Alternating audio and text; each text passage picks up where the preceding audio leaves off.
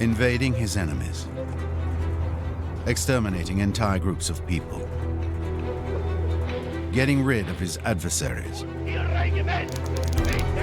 Adolf Hitler would stop at nothing to fulfill his dreams of grandeur and to make the Third Reich an empire of unparalleled power. In June 1944, while the fighting raged between the German army and the Allied forces, a group of British secret agents, commanded by the highest-ranking British government officials, devised a radical solution to end the German dictator's reign, as well as the terror in which he had plunged both Europe and the world. They embarked on one of the Second World War's most daring missions, killing Adolf Hitler. The operation was meticulously prepared over many months. Operation Foxley. Assassination was also one of its weapons, one of its tools. And SOE did engage in assassinating enemy personnel. Operating procedures, details about places, information about the target, and the identity of the sniper. Everything was placed in a file, kept secret by the British authorities for over 50 years before it was declassified. There's an impressive amount of accurate information. His daily routine, the way that's recounted. The details of the buildings is just remarkable. You have to find somebody who's willing to take on effectively a suicidal mission. You do need somebody who's also knows how to handle weapons, is intelligent, and is loyal, is patriotic, and can be completely relied upon to do the job. If you could get someone positioned there, you could not create a more ideal situation for an assassination. The idea of being able to get him would be probably close to 99%. Thanks to a thorough investigation of British archives and British espionage circles, you will discover all of the details of an assassination plot that could have changed the course of history. An operation led by a handful of secret agents, who for a few months held the destiny of Europe and the world in their hands.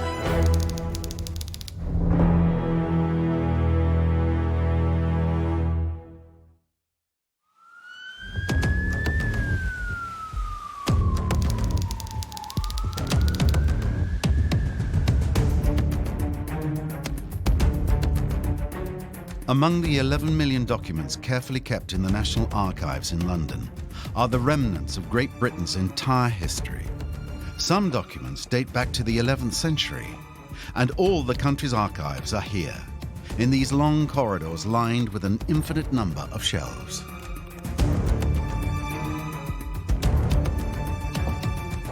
In one of the building's storage rooms, a rare document that was written by the British Secret Service during the Second World War can be found.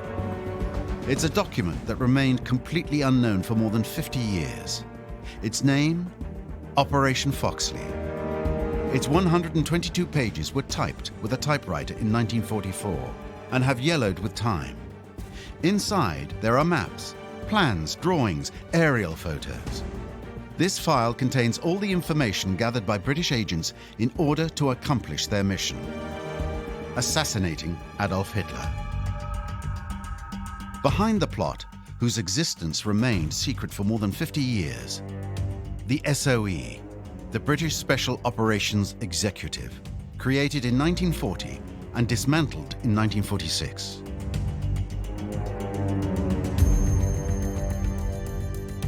SOE is created in the summer of 1940, just after the fall of France. It's built on the foundations of 2 or 3 other organisations. The 2 in particular that are important are something called Section D of the Secret Intelligence Service, or MI6, and something called MIR, which was a War Office department. Churchill's instruction to SOE was to set Europe ablaze, and it was to do that by encouraging resistance throughout enemy-occupied territory, and also by carrying out sabotage, so that's blowing up bridges, destroying German garrisons, carrying out daring raids, that kind of thing. SOE begins life in Baker Street. Its headquarters are at 64 Baker Street, but it quickly expands across much of the surrounding areas.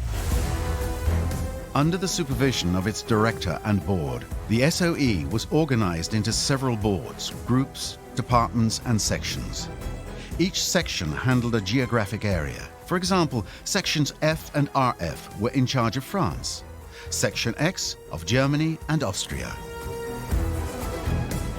Officers were recruited from around the world before being sent on missions. They all prepared in training camps located mainly in Great Britain. It's broadly two levels of training, if you like. The first level is very much what you could characterize as being a commando training. So it's paramilitary, it's things like weapons training and lots of physical training, how to use explosives. When they finish that training, if they pass through that, they then end up at something called the finishing school, and that's where they learn how to operate as an agent in occupied territory. So that's where they learn how to create a network, how to pass messages between the network, how to deal with arrest and interrogation and so on. SOE also had a special research and development centre outside London where they were responsible for devising new types of weapon. So that's explosives, rockets in some cases, secret weapons, silent pistols, poisons as well. Some of the weapons invented by and for SOE agents are kept at London's Imperial War Museum. Each was created for specific missions, such as this one-shot silent pistol, designed to get as close to its target as possible and kill quietly. Some gadgets invented by the experts of this very special research laboratory have become legendary.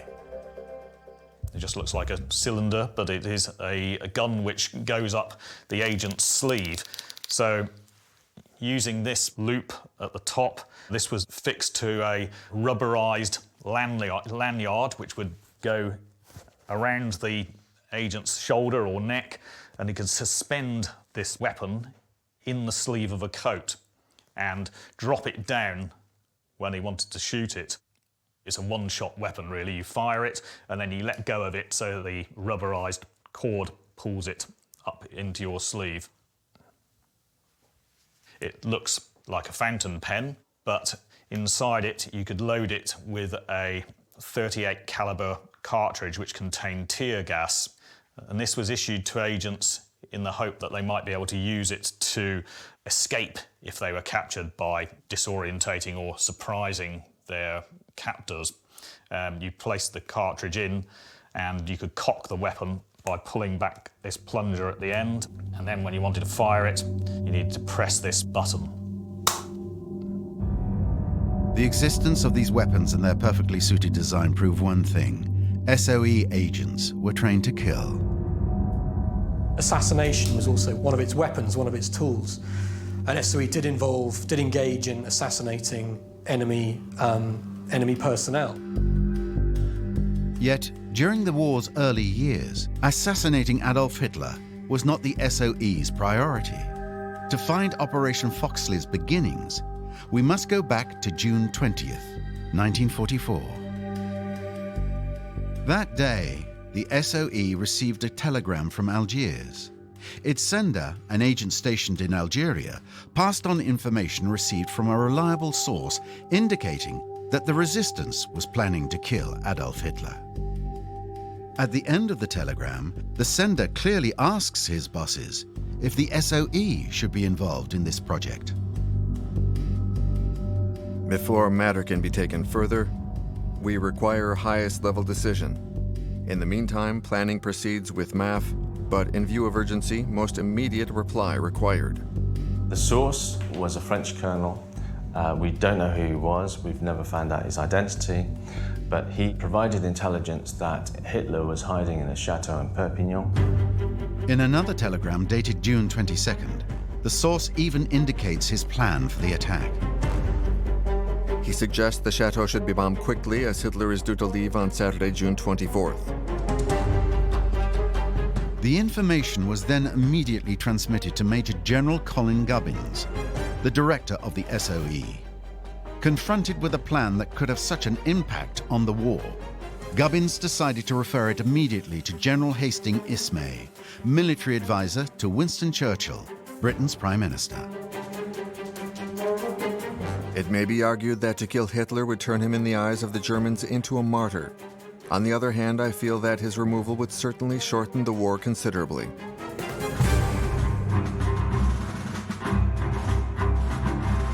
After consulting the British Army's chiefs of staff, General Ismay informed Winston Churchill of the planned attack on the Nazi leader. In this letter, dated June 21, 1944, he summarized their unanimous opinion. From the strictly military point of view, it was almost an advantage that Hitler should remain in control of German strategy.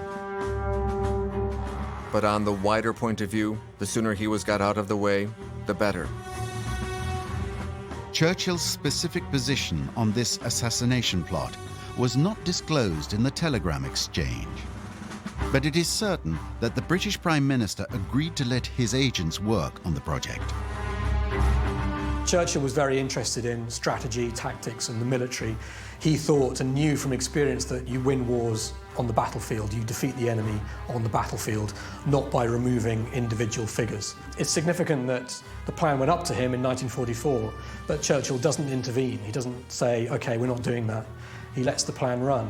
And I think it's fair to say that something like this probably did appeal to his adventurous, romantic spirit. Colin Gubbins finally decided not to proceed with the French colonel's plan, and the Perpignan attempt never took place. But his correspondence with the closest members of Churchill's cabinet convinced him how important such a mission was. On June the 28th, 1944, he brought together 8 hand-picked SOE members.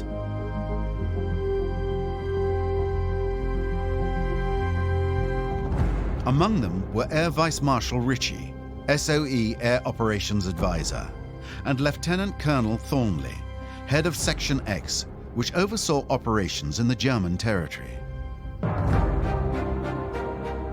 This top-secret memo is the first written proof of the operation's launch, now called Foxley. The points of view of the agents present at the meeting are shown in detail. Each of them is identified by his code name.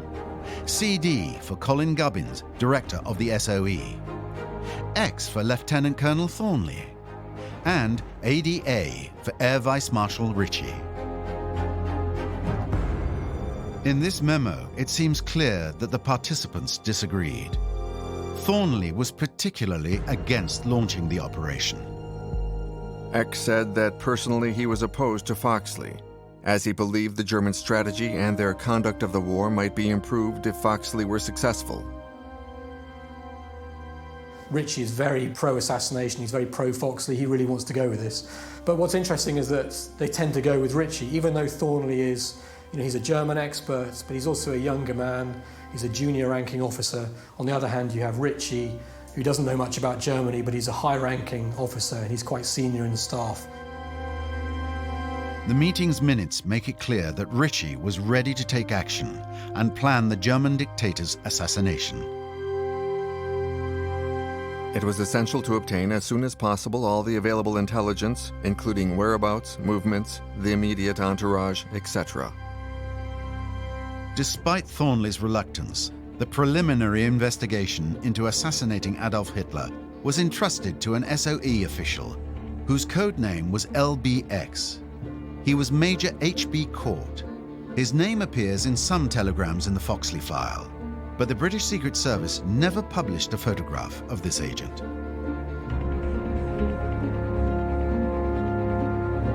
He was serving as an intelligence officer in the intelligence department, in a special subsection of the intelligence department of SOE, but we know very little else.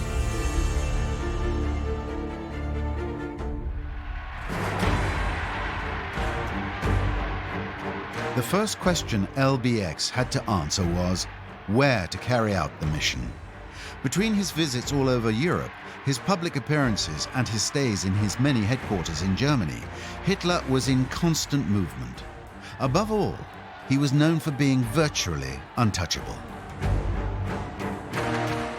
There were a couple of things that account for the unkillability of Hitler. One of them is that his schedule and his reaction to things was very erratic. Sometimes he arrived late, sometimes he left early, sometimes he arrived early. Things that were planned for a certain amount of time were suddenly shortened. So it was very difficult, I think, to plan something too far in advance. Between 1921 and 1944, he was the target of more than 20 assassination attempts and survived all types of plots. He sometimes escaped death simply by a fortunate change of incredible circumstances. His assailant's pistol jammed, a bomb exploded a few minutes too late, or was too weak and only injured him. I mean, the guy was just lucky.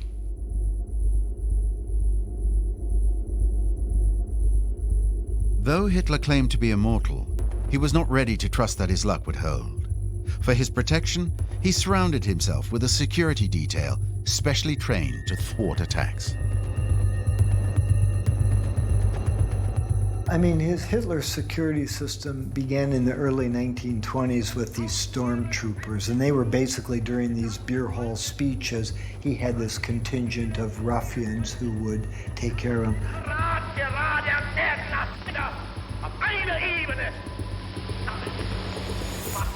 Out of that then evolved this elite corps, which was the SS, the Schutzstaffel. We know that that became a state unto itself, a huge apparatus. But there really was a corps of guards who were assigned to Hitler himself as personal bodyguards. I mean, when Hitler would go any place, it would be inspected in advance. When he would arrive, there would be people posted everywhere to make sure that there wasn't a sniper, that there wasn't, you know, a bomb planted, something. I mean, it was a very thorough operation that was in place to protect him. So although Hitler could drive in an open car like that and it looked very easy, it was very carefully orchestrated, very carefully controlled.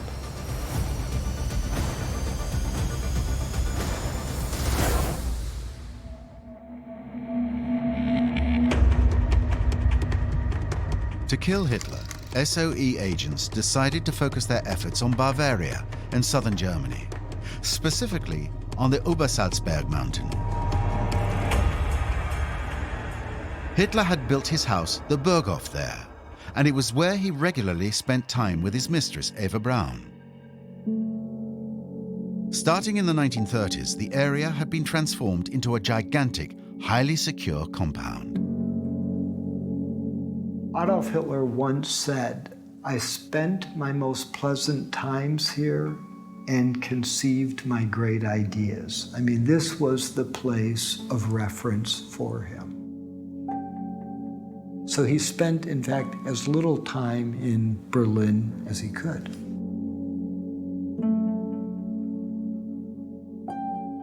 Once you were inside the Führer Sperrgebiet, this closed security zone around Hitler, Hitler lived a more relaxed existence. The SOE believed that Hitler was more relaxed in his Bavarian house, and thus more vulnerable than during his official appearances. So LBX began to collect information about the Obersalzberg compound. His goal was to find a breach in the security system set up around the Führer's house. He's taken that information from other departments and other agencies, particularly from MI6 or the Secret Intelligence Service, SIS.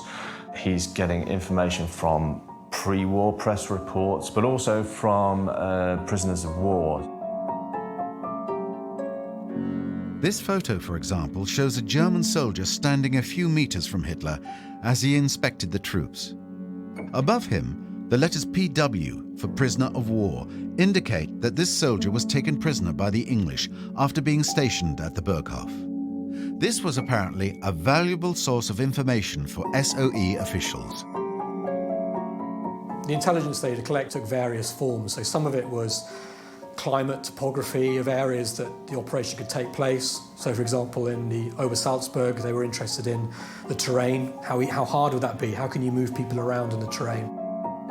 As we inspect the file's pages, we find the plans for the ground floor of the Berghof, Hitler's personal home, drawings of German uniforms, but also speculation about the Führer's health.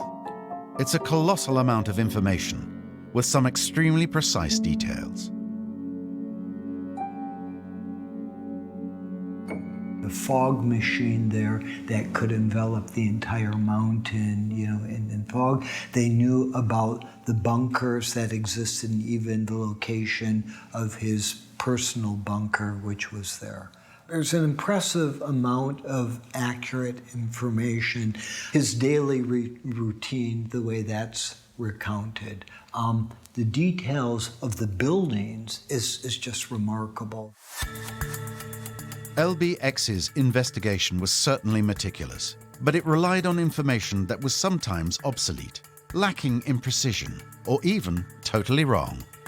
One was the floor plan for the Berghof, and this is rather surprising. It shows the reception hall, and then it shows Hitler's study with a wall separating it with the door.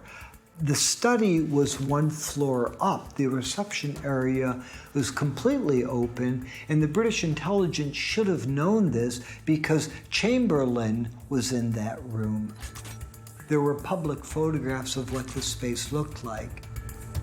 So in some ways, they had a very granular analysis of the layout of the Berghof, but missed some things that, if you're trying to assassinate someone, were actually pretty fundamental to know. Despite his shortcomings in his investigation, LBX had to devise several possible ways to kill Hitler. So he explored different avenues. Im Rahmen verschiedener Zusammenkünfte mit den ausländischen Staatschefs begab sich der Führer zur spanischen Grenze. One option involved taking advantage of his many train trips in the region. Hitler often used his personal train to travel from Munich, Berlin, or Leipzig. The train had 14 cars, one of which was reserved for him. About 100 people worked on it, including about 20 entirely dedicated to the dictator's security. On his way to Berghof, Hitler frequently stopped at Clisheim Castle, a Nazi command post located west of Salzburg in Austria. On these trips, his train stopped at a small isolated station. A car picked him up and took him to the castle, and then brought him back when he was ready to leave. The British agents identified two different places where they dropped Hitler off. The idea is that he'd have either an individual or a party, an SOE team, who would be hiding in the woods and would be able to assassinate Hitler as he's making the journey from the car to the train. In this scenario, shooters would use a portable anti-tank weapon called a Piat.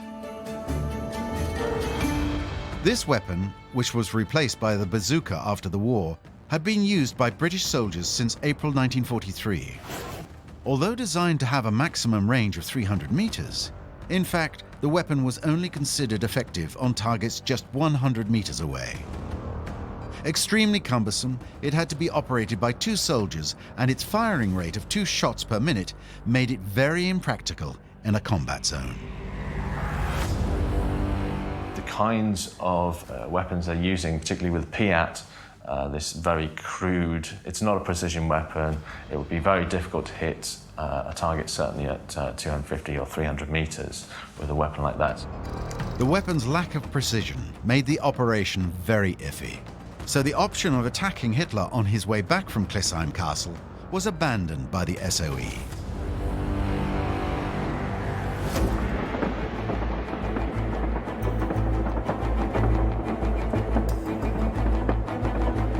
Another idea to get to Adolf Hitler on his train was to poison the water on board so that he died while drinking his tea.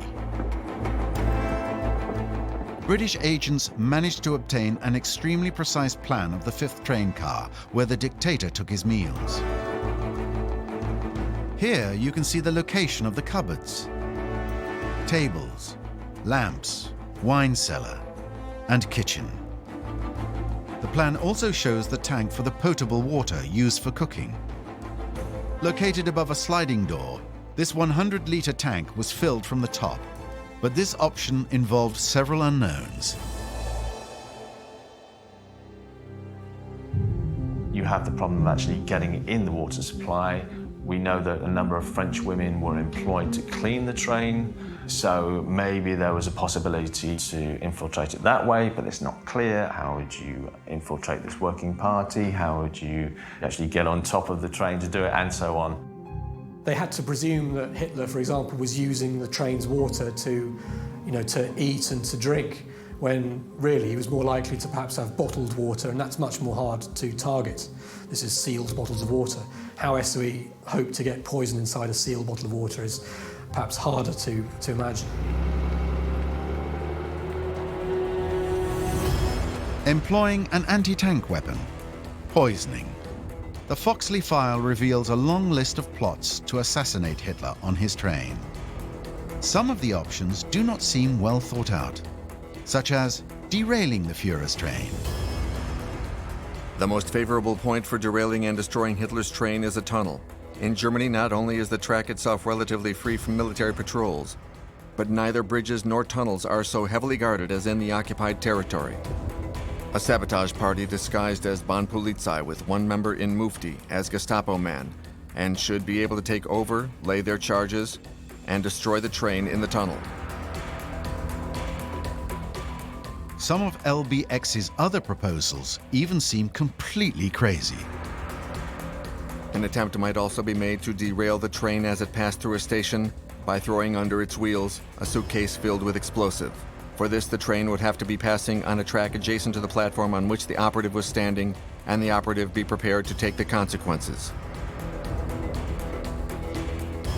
How on earth you would get an agent as close as that, because the train stations would have been closely guarded, but also you have to find somebody who's willing to take on effectively a suicidal mission, and also he's got to somehow arm this bomb before he throws it. So an agent under extreme pressure in those kind of circumstances is unlikely to succeed, I think. So.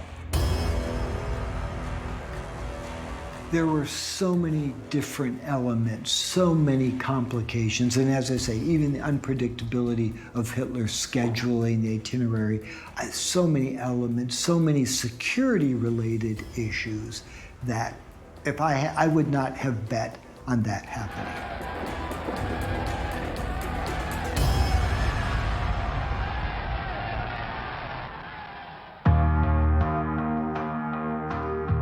After several weeks of investigation, the SOE agents have to face facts.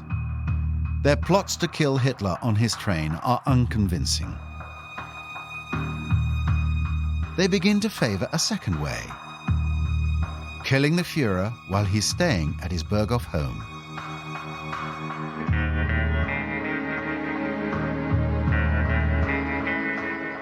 An air raid is quickly dismissed. The idea of bombing the Obersalzberg would have just been pure folly because, first of all, you had this enormous underground infrastructure of bunkers and bomb shelters. I mean, it was literally an entire city, and there were air raid alarms that would go off well in advance, and everyone, would have gone there. So the idea of thinking you could kill Hitler by bombing him in the Berghof was just impossible.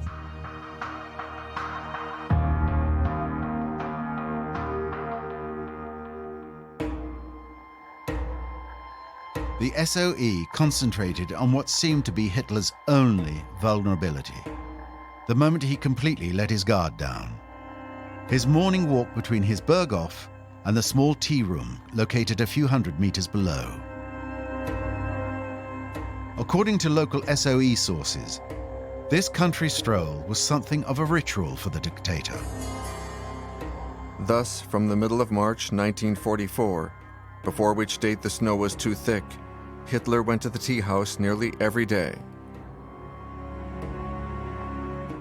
He would probably be up at 9 or 10, and then come down because he gets his hair trimmed, and then walk out down the driveway to cross the street, and then the path would begin to the most haunted house. And it was about a 15-20-minute stroll.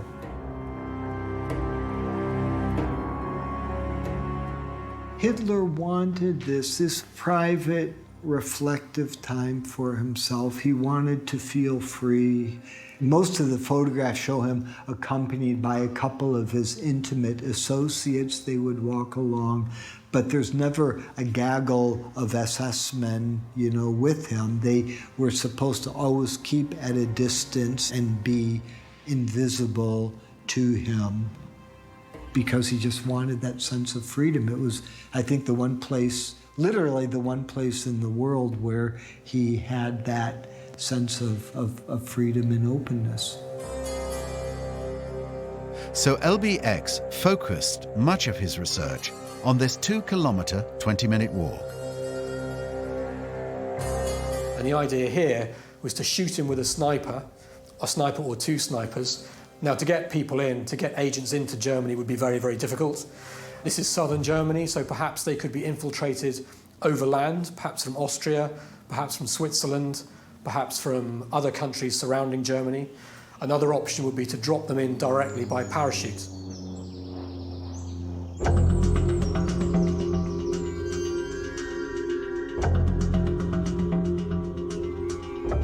The plan was to disguise the sniper as a German soldier wearing a Gebirgsjäger uniform. This uniform, reserved for mountain troops, was worn by all the Obersalzberg soldiers, including the SS and the RSD, the Führer's personal security detail.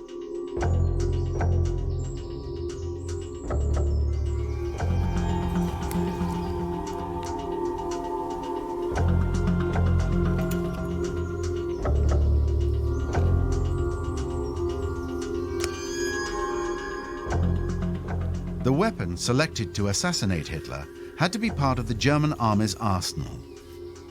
They chose a Mauser sniper rifle with a telescopic sight.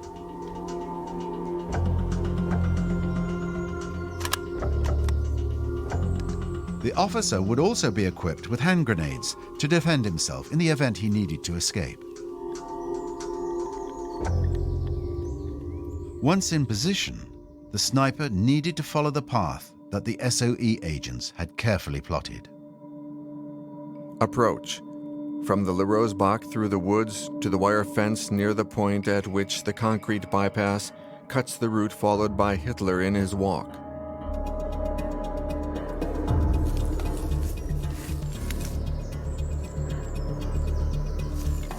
The sniper's route gave him access to the fence surrounding the Nazi-occupied area. His objective: to position himself as close as possible to the Führer's path.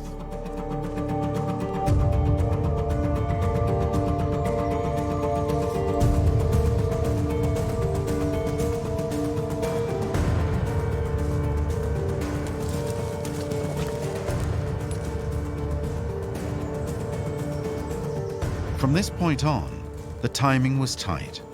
The officer had to pass through the fence after 10 a.m.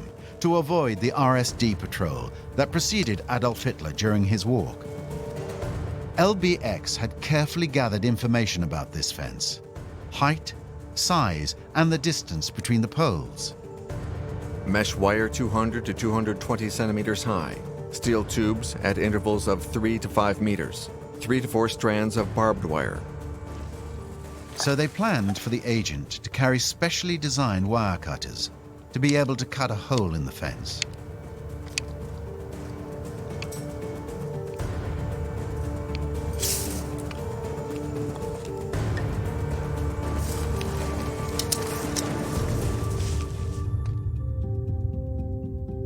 Once inside the zone, the shooter had to move closer to Hitler's path, so that the distance between the gun and its target was between 100 and 200 meters.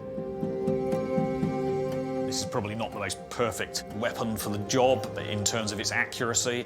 It also has a very large muzzle flash when it's fired, which is not perfect for this sort of clandestine operation, but it had to fit the disguise. And at the range that they were intending to shoot at Hitler, which was supposed to be between 100 and 200 meters, then it was perfectly accurate enough.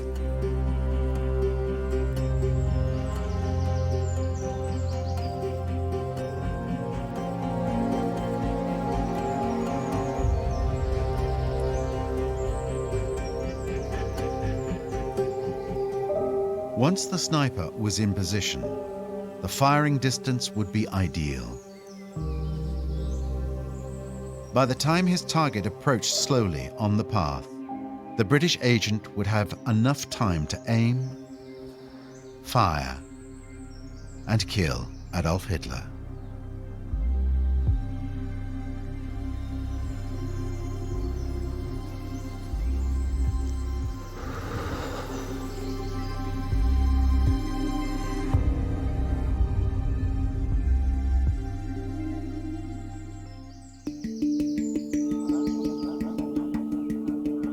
If you could get someone positioned there, you could not create a more ideal situation for an assassination. You have this open meadow with this path with absolutely no protection and no place to run. So I think the idea of a sniper embedded in the trees there and having Hitler moving at this strolling pace with at most, 2 or 3 or 4 people around him in conversation or lagging behind, whatever, the idea of being able to get him would be probably close to 99%. However, in the SOE, as this assassination plot takes shape, 2 main obstacles stand in the way of the mission's success. The first is getting the shooter into enemy territory. Infiltrating agents into Germany is always difficult. One of the key problems that X section faces is that it has no connections with the internal resistance, what resistance there is in Germany. So it has to rely often on parachuting agents blind, so they're not being received by a reception committee on the ground, so it basically means they could end up pretty much anywhere. Or if they're infiltrated by land, clearly they've got to have a story, a disguise, a false identity. These are questions which the files do not go into great detail about, so these kind of details would have had to be worked out further down the line. The second obstacle was a crucial lack of information concerning a key area on the route, the woods near the Larosbach River, where the sniper was supposed to enter the security zone. Probably the one factor that the British intelligence couldn't know but would absolutely be vital to the success of the operation was to the degree to which the woods were patrolled. Because once you're in there, the woods are so dense, there's so much underbrush, that the capacity to embed someone and have them hiding there and not be seen is very good. But the question is, were these woods being patrolled by dogs? And if so, how often? Which comes down to the fact that it wasn't really how good the SS officers were, the SS guards were, it's how good their dogs were. But it's an unknown factor, but in the real world, when you're up there, this could have been a make it or break it thing.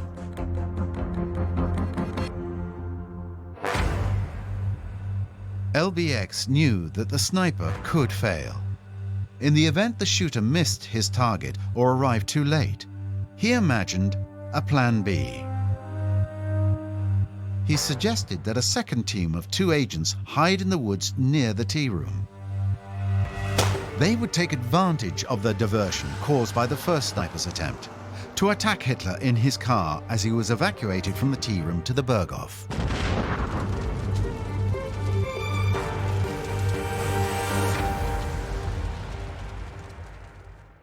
So the mission was highly risky, but achievable. a crucial question remained: who would be chosen to assassinate Hitler? Given the difficulty of infiltrating the resistance on German territory, the SOE considered recruiting agents from Eastern European countries. Choice and assembly of a team of assassins. No easy matter, but Poles, Russians, and Czechs provide best field. There's a relatively small number of people to draw on, and of course they've got to have the right qualities. So they've got to have the right temperament, they've got to have obviously the ability to pass as a German. But at the same time, you do need somebody who's also, who can not just speak the language but knows how to handle weapons, is intelligent, and is loyal, is patriotic, and can be completely relied upon to do the job. Within Section X, SOE agents were clear. First and foremost, they need an outstanding marksman. He would have to be a first-class marksman even before special training. On March 16, 1945, another agent with the codename ADX sent a telegram to New York. It seems that the SOE had finally found an agent for the mission. His name? Captain Edmund Haley Bennett, a British officer stationed in Washington. For your private information, we are considering using this man for a high-priority assassination task, which would require his lying low in Germany for a considerable period, collecting necessary intelligence to enable him to do the job.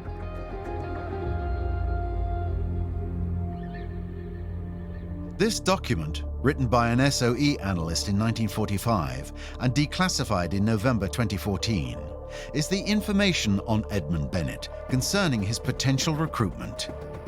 These few lines give two valuable indications about his abilities. IO means intelligence officer. In Washington, Bennett was already employed as an intelligence agent. His speciality tells us even more. SA means small arms. This includes pistols and guns. Bennett was 25 years old in 1944. He was a young Englishman who came from Manchester. Before the war, he'd worked in the textile industry and had actually spent 2 years working in Germany for a German textile firm. He could speak fluent German. During the war, he'd joined the army very early on, and he'd fought as a soldier as well and been badly wounded in North Africa. The SOE had to first ensure that he was not a threat to the state. The abbreviation PTC means passed through the cards. This shows the date on which the SOE launched its usual background check in MI5's files. 6 days later, the acronym NT, for no trace, meant that there was nothing negative on his background. His application could therefore be considered. The first meeting between Captain Bennett and the SOE officer in charge of recruiting him took place in Washington in March 1945. On March 22nd, a telegram sent to London seemed to confirm that the recruitment for the Foxley mission was on track. Far from being discouraged by my intimidations of possible toughness of assignment, showed even greater keenness. He, however, wishes to make one stipulation, which is that he will not find himself out of a job on completion of assignment or if German war ends before operation takes place, since his present interesting and specialized employment is good for duration of both wars. He would like to get a permanent clandestine job and says be happy to live in Germany after war.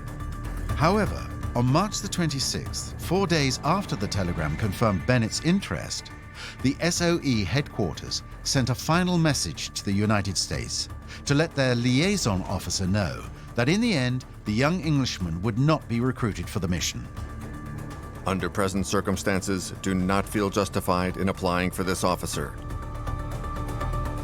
May revert later. Perhaps they thought of a different option. Perhaps they thought that somebody else was more suitable. It's difficult to tell. The files don't really tell you precisely why he wasn't used. And it's almost certain, bear in mind this is late March, early April of 1945, we're 5-6 weeks away from the death of Hitler and the end of the war. I think it's becoming clear to SOE officers in X section that they're really running out of time, and there simply isn't the time. If this guy would need training, for example, that would have taken a few weeks at the very least. So the events of the war, the advance of the Allies into Germany is overtaking SOE's planning.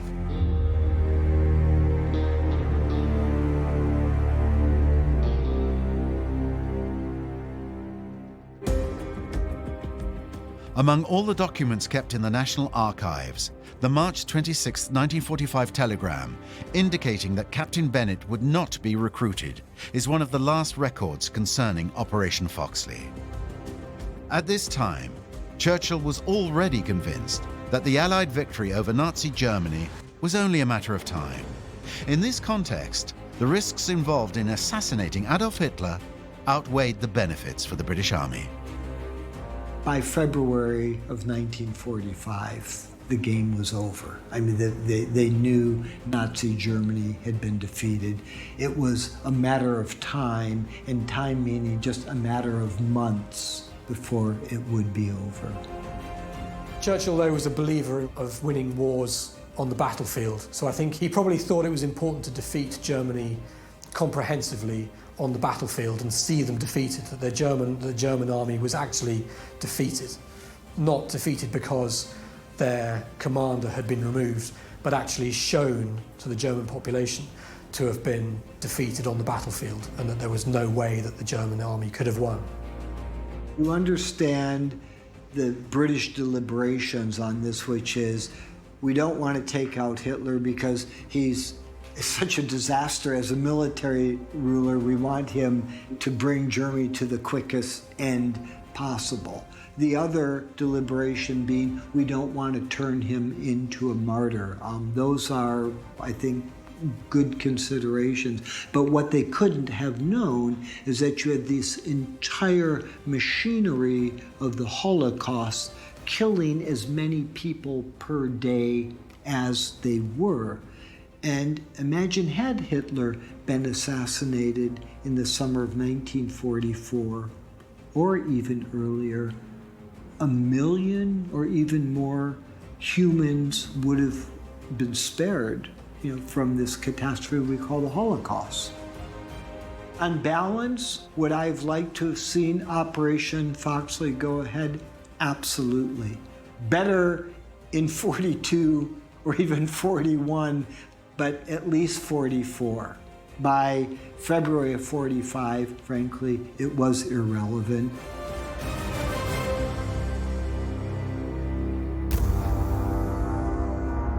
Operation Foxley would never be carried out. Hitler committed suicide in Berlin on April the 30th, 1945, in his bunker next to his mistress Eva Braun.